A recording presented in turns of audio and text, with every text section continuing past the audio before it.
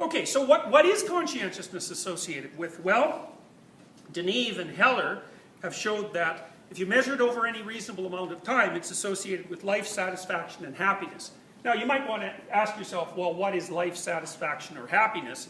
Which is a really good question, especially if you measure it with a questionnaire, because we've already established that if you measure with a questionnaire something like emotion or personality, you get the big five. So it's not obvious that you could derive something like a life satisfaction or happiness questionnaire and have it measure something separate from the big five. And so what happens is that most people who report that they're satisfied with life or happy are high in extroversion, they're happy, and low in neuroticism. They're not unhappy. So that eats up a big chunk of the variance, and unsurprisingly, right? And so that sort of puts whether you're happy or satisfied with your life firmly in the domain of temperament. But it does turn out that conscientiousness also influences that, especially over longer spans of time. So hard work pays off, but it's tricky too, because you also have to understand that hard work only pays off in a society that's very stable. And so maybe that's part of the reason for the association between industriousness and orderliness, right? Because maybe you work really hard to gather up your little pile of what would you call, acquisitions and assets, which you need, obviously, and then the whole society collapses and, you know, the thugs come in and steal it all. It's like, aren't you stupid? Because you should have just spent all that money before the thugs could steal it. And that's obviously the case in very many human societies. It's dangerous to be industrious because you'll gather up property that's valuable and then that just makes you a target. So it might be that industriousness doesn't pay off without order, something like that.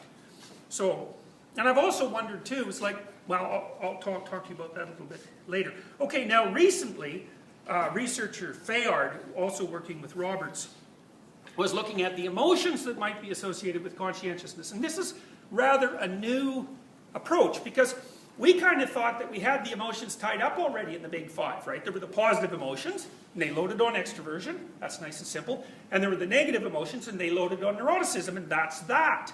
But it turns out that that's not that, that there are emotions that fall outside of the rubric of simply negative neuroticism and simply positive extroversion. And they seem to be what people have often called like social emotions. And so those would be guilt and shame. Those are two of them. Because like you feel guilty maybe when you haven't lived up to an obligation. And so an obligation is usually something that occurs because you're embedded in a social context. And you feel ashamed. The distinction between guilt and shame is a tricky one. You feel guilt for yourself and shame in front of other people, something like that. You know, and guilt won't necessarily make you turn red, but shame will. And so there's actual behavioral displays that are associated with these emotions. Turns out that conscientiousness is associated with guilt proneness, but not the experience of guilt. That's a tricky thing. So let's say you're prone to guilt. Well, that'll make you conscientious. And if you're conscientious enough, you do the things you're supposed to do, then you don't have to feel guilt. So you can see why that would be rather tricky to discover. So guilt seems to be associated with conscientiousness. And although this hasn't been assessed yet, we think that it may be particularly associated with industriousness rather than orderliness. And the reason I'm positing that, and it's not demonstrated yet, the reason I'm positing that is because we know that orderliness is associated with something else. It's associated with sensitivity to disgust. And disgust is a whole different emotion than fear or pain, let's say. And it's tricky because, you know, think of a horror movie. Okay, so what exactly constitutes horror? Well, there's the, what's that movie called? The Witches of Blair Witch Project. Have you seen the Blair Witch Project? Okay, the Blair Witch Project is all fear. Nothing ever happens in the movie. It's just this horrible sense that something awful is going to happen at any moment. Pure fear. And so that's a horror movie. But then there's the other kind of horror movies where people get like sawed up with chainsaws. And so then you think, well, those both come under the horror rubric. But the one is almost pure fear, and then the other is, what is it exactly? Is it fear and disgust? So it looks like the splatter film, so to speak, capitalize on disgust, and the sense of horror is partly fear but also partly disgust. And so the disgust sensitivity system looks very old evolutionarily, although it looks particularly well developed in human beings, because it's not that obvious. It's not that obvious that animals show disgust the same way human beings do. I mean, think about dogs, right? Jesus, those things, they're like, everything smells good to a dog. You know, and they'll eat virtually anything too.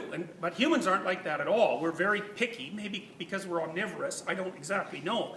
We're very picky, and you know, there's also specific facial expressions that are associated with disgust. You know, they're like that. And it's partly an expulsion facial expression. You're closing your eyes so you don't have to see it. You're closing your nose so you don't have to smell it. It's like repulsion and repugnance are associated with disgust sensitivity. So here's the things that, yes, you had a question? Yeah.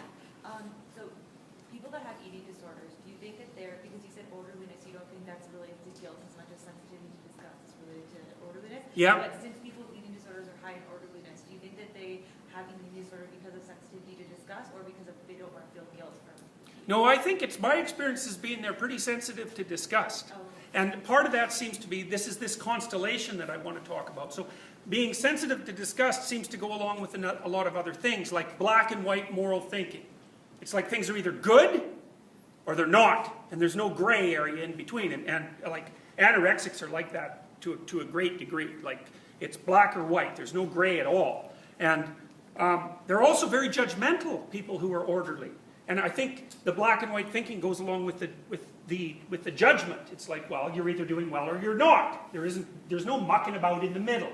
And so they're hard on themselves, orderly people, but they're also hard on other people. And one of the things we know, for example, is that if you're conscientious, although it predicts workplace success and that sort of thing, and general well-being, if you're conscientious and you become unemployed, you're in real trouble because, you know, maybe because you're conservative in your fundamental orientation, you think all those people without jobs, they're just fundamentally useless, and you know, if they just tried harder, they would get to where they're going, which of course has some truth to it, but not completely.